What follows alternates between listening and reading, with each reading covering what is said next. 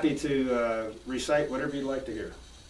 Well, I have been hearing all about this wonderful poem for your father. Could you recite that one? I would be delighted to do so. Yay! It's a feel-good poem. Okay. And my father was a cowboy. He was a packer, an outfitter, guide, master of hitches and ropes. He was an outdoorsman to the highest degree. And one night, boom, I wrote this poem, and I'm not kidding, it was 10 minutes. Oh. Like, holy smokes, it just came out faster than I could write it down. I'm writing it, and I didn't even change anything. So I asked the missus, she's a smart one, I'm like Marcy. And I says, hey, what do you think about this? Let me read it to her. I read it, because I just wrote it down. And she goes, I like that poem. Get Mom and Pa on the phone, 2 separate phones, and see what their individual reactions are to it. And I'm thinking, well, gee, they're not going to say, gee, Tony, that was terrible. They got it on there, and they said, Tony, that poem's beautiful. I said, well, Dad says, son, I really like that poem. I said, well, that's about you, Dad. And he goes, wow. He goes, yeah, I really like that poem. Well, a week to the day later, I was reciting cowboy poetry. I was emceeing it as well, right here in Carson City at Mills Park at the 32nd Annual Carson City Rendezvous. Oh, yeah. Cool. Yeah. Civil War reenactors were there, gunfighters, all the fun stuff. What makes Nevada, Nevada. Yeah. Welcome to Nevada. Mm-hmm. That's right. All right. And I get this call from my mother on the phone. She's just frantic, and I can hardly understand what she's saying. I said, Mom, calm down, it's all right. What's going on? She says, Tony, your father just had a terrible accident on Moses. Moses was a huge Percheron mule that my dad had. He had him for like 14, 15 years. A very docile animal, and nothing bothered it. And she says, they're flying from the rodeo grounds by the ranch, and they're flying to the trauma center. And it doesn't look good. They said to contact family members. And I said, okay, I'll be right there.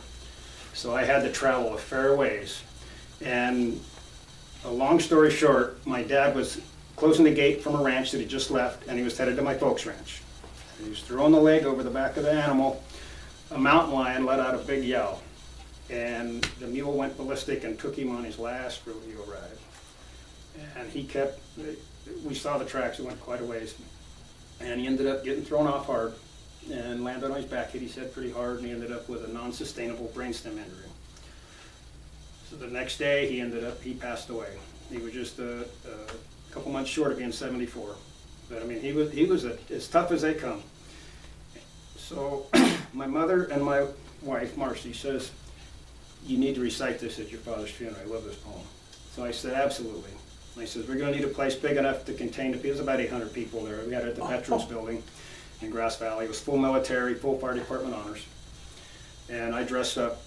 And the funeral director says, Tony, I really like this poem. Says, can I have your permission to print it on your father's little card, their itinerary? And I said, absolutely. So I recited this poem. And for the folks that are watching, it's not a sad poem. It's actually a happy poem. And I always incorporate humor. And something told me when I started to write this just to stop and then continue finishing the poem, so I did. When I get to the point in this poem, when I'm reciting it, and I get to the point when your roundup days are done, take the fact that I wrote this exactly 1 week before the passing of my father's incident. So here it is, A Cowboy's Wishes. May your saddle for air be comfy, and your breeches always stay clean. And the Mustang hoss that you ride on, ride like a dream. And the Mavericks you look for, be easy to find. And your 44 6-gun, hit its mark every time. And the parts that you rope with, you can depend without fail. Fond memories of past friends long gone from that rough, dusty trail. Under the stars in your bedroll, fresh air and the new morning's dew. Enamored thoughts of your sweetheart's smiling face of those piercing eyes blue. And the American flag that you fought for, wave evermore. Soldiers remembered the ultimate sacrifice of war. And your fences always be mended and your wants simple and free. Knowing God keeps his eyes peeled, giving guidance wherever you be. When your roundup days are done and you're put in the ground 6 feet below, in a simple pine box, branded, as you requested from ranching friends that you know. And when you're at rest on that final day of your last setting sun. Inscribed above you will read, a cowboy's work is never done. Ride 'em, cowboy dad, you're the best. Oh my gosh, tears. Lots of tears. Oh, that is absolutely beautiful.